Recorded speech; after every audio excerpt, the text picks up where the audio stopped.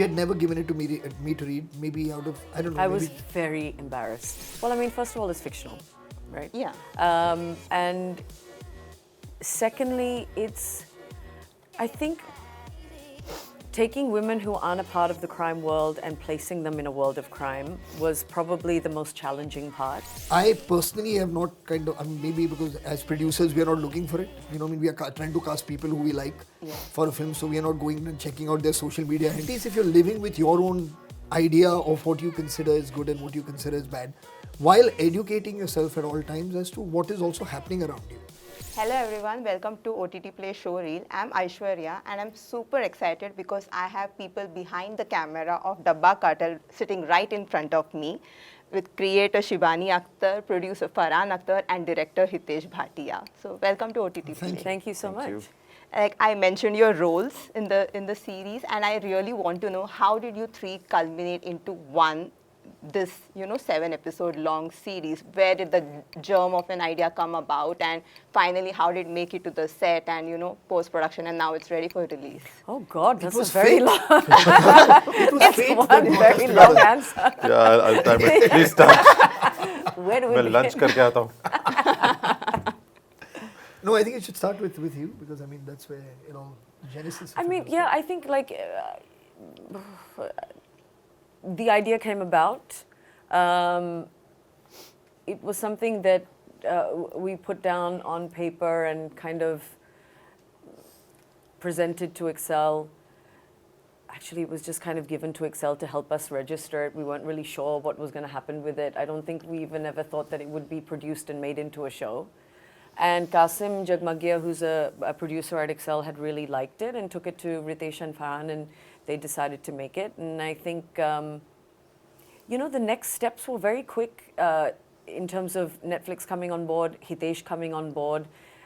And then, sorry, this is just such a boring answer, but the fact is that it just, one step at a time, it then took on a life of its own, and suddenly, you've got actors that are being cast, and the rest is kind of history. But I think with any kind of idea that you are fleshing out and making into a show, it's such a collaborative experience that it may start with one or two people, but eventually there are so many people breathing life into it, and look, we're all here today talking about it, so, and everybody's a part of it. So yeah, it was a much smoother journey, I think, at the beginning, because we were in the lockdown when we were in a writer's room. So we were kind of on Zoom calls and just making up this story and dreaming about what it would be like. And then suddenly when the lockdown ended, it became a show. Yeah. Fair. Well, like she said, it's something that I knew that she was working on an idea of a show. I knew it was called Dabba Cartel. And I would keep saying to her, you should get it registered, because it's important, as so she was like, listen, I don't have a writers association card, so can somebody do it for me? So I said, why don't you get in touch with Qasim at the office, and he'll organize it for you. So she gave it to Qasim. Qasim read it. He's the producer at Excel, and he really, really liked it. And he told Ritesh and me, why don't you read it? She had never given it to me to read. Maybe out of I don't know. I was very embarrassed. Yeah, like a secret project going. No, in. secret project. Just the fact she didn't want to feel like she's passing me on something to read that then I'll feel obligated to have to do. Yeah, and also, what if you didn't like it? Then I'll feel like. So we won't talk about this other two. Right. So we really liked the show.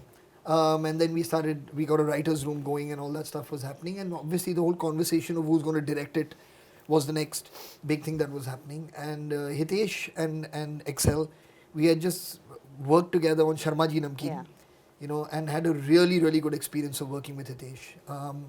And his, again, in his film, which reflects in Sharma Ji Namkeen as well, is again his really, really getting into character detail of people's life. You get a sense that these people, even when you watch that film. And this show required that touch, and it required that expertise. So that's how the two of them met, and then we kind of slinked away into the shadows and let them handle it. So Hitesh can take it from there. I'm thinking what intelligent thing I can add to this. But the common factor you have is both Sharmaji Damki and Dabba Cartel. It's food related. Like they are getting into a interesting. culinary How interesting. aspect of from And you. a group of women, actually. Yeah, that I haven't thought about that. No, as You there. can become Hitesh the foodie Bhatia.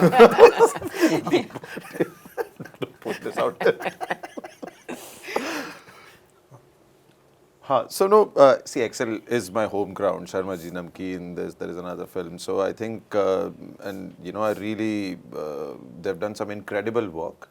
And when I heard about the story for the first time, the characters, the universe, it was something that I've also never done. I had no association with that kind of material. So that also was very exciting, very challenging to do something new, to do something out of, what I've done. And the characters were so beautiful. The world was so interesting. So I think just, the right things coming together at the right time with the great team. And as I'm saying, Excel is my home ground. So, there is a great comfort level with Hitesh, Farhan, both. So, yeah. Yeah.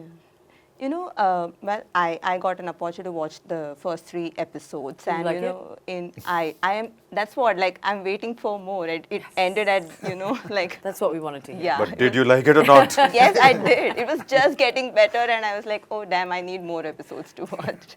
So, in one of the episodes, Shabana Azmi's character, she has a certain smirk, when, she gets back into the business after retirement and all. It reminded me of the time when she did, Godmother back in 1999. And, since then, there have been lack of, crime dramas led by women, because now we have, moral side of showing what is right and what is wrong.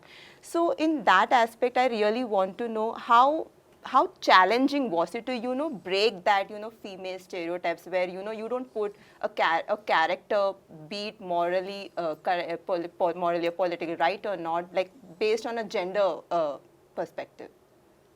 Well, I mean, first of all, it's fictional, right? Yeah. And secondly, I think taking women who aren't a part of the crime world and placing them in a world of crime was probably the most challenging part, because you have to kind of stay true to what their world is, why they're doing what they're doing, how they reach where they reach. And I think that journey is really important. It's not supposed to be inspirational, but it's supposed to be a story where they are thrust into this world and now they have to figure out how to navigate it. I do think that the attempt, though, was to create a story where we have this genre of crime drama with women in it, because you see so much of it with men. Yeah. So that was the aim, but the difference there is that we want to stay true to the kind of emotion and world and life that these women live and where they come from. So, I mean, that's really what the challenging part was, and I think Hitesh can answer that more. Sorry. When it comes to kind of directing this particular story, what the challenges were in terms of kind of, showing these women in this one world and then showing them in another world. Because it's not always, it's a much easier road when they already come from a world of crime. Yeah. And I don't know if it's really about, it is about their morals and their ethics and the things that they're going through, but they're also placed in a situation, so they've got to figure it out. So maybe Hitesh can kind of tell you how he figured that out. I think it is less to do with their morality, rather more than to who these characters really are, and when you put them in different situations, how they react and how they're adapting to the new circumstances.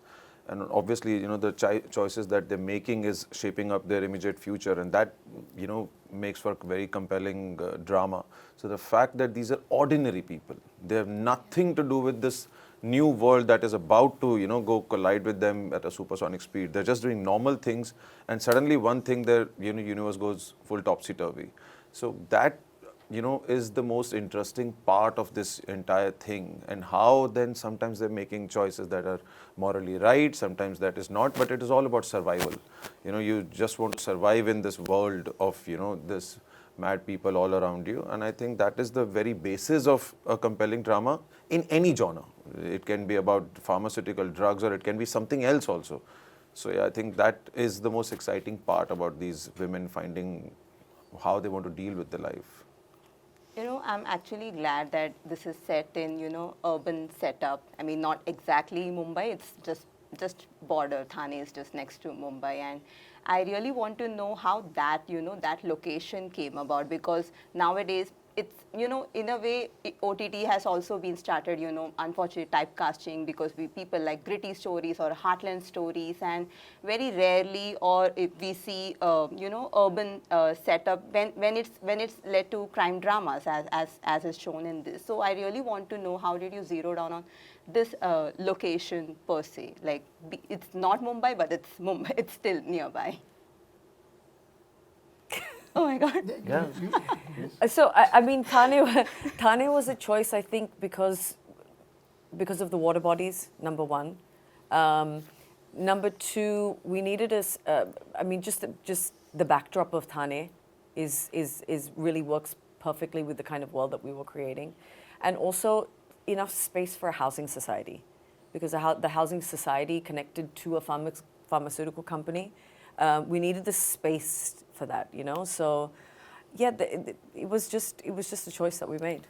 And I think just to add to that a little bit, that you always associate crime and gangster stories with Mumbai, with Bombay, and we have seen plenty of that. So, you know, it offers you that kind of a landscape that you have seen already. You know those chawls, you know those roads, you know the Kali Pili taxis and all that. So when Thane was first offered, when I met them, I still have that pitch with me, the mood board and, you know, those bleak societies of Thane, and, you know, so the texture, the visual texture is also very different from what you have seen on screen, and that helps, you know, tell a story from a, you know, new standpoint, from a visual standpoint. Yeah. Farhan, you are producing the series, and, you know, you have produced multiple projects over the years. I mean, in OTT also, there's fine examples of that. I really want to know, as a filmmaker, as a producer, in, you know, in this ocean of content which is being created, what excites you creatively right now? Like you said, how you finally came on board with Dabba Cartel. Like, what is that one thing or something which, you know, excites you creative to back a project? Engagement, I think, is the most important thing. You know, whether you're watching something or reading something, if it's not engaging you, then it doesn't work. You know, looking in and being involved is two different things. So I feel if something can involve you, where the stakes of that character become your stakes, you know, you're so involved in it. That's what you're looking for. That's what you're hoping will happen with anything that you're creating and that you're making. So which is why when you talk about even the drug angle with this, you know, and like the morality of drugs, sorry, excuse me, with the morality of drugs, it's not really about, the show is not about drugs. The show is about rooting for these 5-6 women who are caught in a situation that is completely getting out of hand. You know, and when you have that human connection with someone else's circumstance, you know, that makes viewing really, really incredible for me. Yeah. And do you think in this darker world, you know, do you think there is a limit to scope for light-hearted content, like probably something which goes around like Zindagi Na Milegi Dobara Dil Chahta on OTT especially? There's no limitation at all. No, not at all. I mean, stories have to be well told. You know, I think that's really what's important. And I mean, we did what was Rahul's show that we did, which. Eternally Confused. Yeah, Eternally Confused. Oh, I love that. Yeah, so I mean, that was like a light-hearted coming-of-age Yeah. show, and I mean, it was appreciated in its own way. So I mean, there's space for all kinds of content. I mean, the focus really has to be on creating it well. I think that's what it should be. Yeah. You know, this show has, you know, barrage of talents from each generation, from Shabana, Azmi, Jyotika till Shalini, who's relatively newer actor. And, you know, in today's time, there is a certain narrative which is happening around. Like even Ethan Hawke spoke about it recently, that, you know, talking about casting someone based on social media followers. It's a crazy perception. It's a crazy kind of thinking which is happening, and people here have also spoken about it. Like even Vikrant Masi called it an epidemic which is happening. As so, as a filmmaker, as people behind the camera, what do you have to say about this narrative? Like, have you heard about it, or like what do you have to say about this to people out there who are actually doing it in today's, which is kind of unfortunate? Yeah, can I tell you honestly, I've heard about this vis-a-vis brands. When there's a brand association or that kind of thing that comes along, that's where I've really heard about it. I personally have not maybe because as producers we are not looking for it. We are trying to cast people who we like for a film, so we are not going and checking out their social media handles and seeing how many people are following them. But maybe it's something that is happening. And again, who are we to say what is right and what is wrong? Somebody who is looking for something, and if this is important to them, that defines them as people. So just let them be. You know what I mean? So it's all. I don't know. Everything can be. Everything can be okay and everything can be not okay. It depends on how you look at it. So if you don't see things from another person's perspective, it will always feel wrong. I think there also has to be an understanding that the business is ever changing, right? It's evolving. And with the introduction of social media, there is a different avenue of kind of promoting yourself as an artist. I don't think that even if you have great social media numbers, and that doesn't necessarily mean that you will be cast for something. Yeah. But does it help people know about you more? Maybe, yes. But I think both things, if at all, would have to work. So I don't think that there's somebody who has 50 million followers is automatically going to be cast in something. And I think it's an ongoing conversation. I think it's just part and parcel of maybe how the business works now. Things were very different 30 years ago. They'll be different 20 years from now. And I think it's just about understanding how we are changing and evolving. But yes, I think all I can say is that nobody with a massive number of followers could sustain a long career if they're not talented. Yeah, talented is actually. That's basically it. I'll just add to that. I'm just glad that they're not choosing directors with that criteria. मेरे 400 ही followers हैं, मुझे कोई hire नहीं करेगा. Yeah, there was a time when, like if someone comes on board and then they become popular, then, social media followers increase after, watching them on a certain show or a film. But now, even this narrative has come about. And I really want to know another aspect of this, that long format, when it began, like 5 years ago, when it was pandemic, it created a boom. It started in India and back in 2018, 2017, but over the time during pandemic, it was something which was, lauded and everything. But now, as the year is passing by, there is a trend of Instagram Reels, which is people are questioning the attention span of people. So how do you ensure, like you said, engagement is quite important. Do you think as a viewer or as a filmmaker, do you probably make out from what is happening on a project that probably this might not lead to an engagement or something like that? Or do you actually have that confidence that, this should be the thought process of a filmmaker? I don't know. I can speak maybe for Hitesh also on this. Is all you have is an instinct here. Honestly, and you have to be true to that. Yeah. You don't have a choice. Even if you're going to fail, if that's eventually what's going to happen, you'd rather still do it on your own belief as opposed to on somebody else's, because then you'll have someone to blame. Yeah. That might make you bitter, that I should have not listened. I should have heard my inner voice. So at least if you're living with your own idea of what you consider is good and what you consider is bad, while educating yourself at all times as to what is also happening around you. I think that's really important. And I don't mean by social media. I mean by the news, reading books, traveling, getting a sense of what the world is like, because that evolution is part of a filmmaker's journey.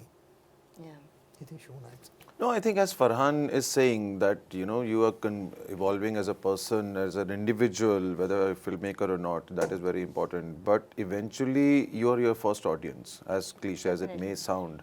If you're not making a show or a film or a story for your own self, then there is something fundamentally wrong over there, according to me. That if you're thinking that, okay, this may trend or generation will like this and all that, you're not going to be honest to the material. You will never be able to do justice. So you can only make the film with your own instinct of what you believe in and what you like, because otherwise you will not be able to make the right choices.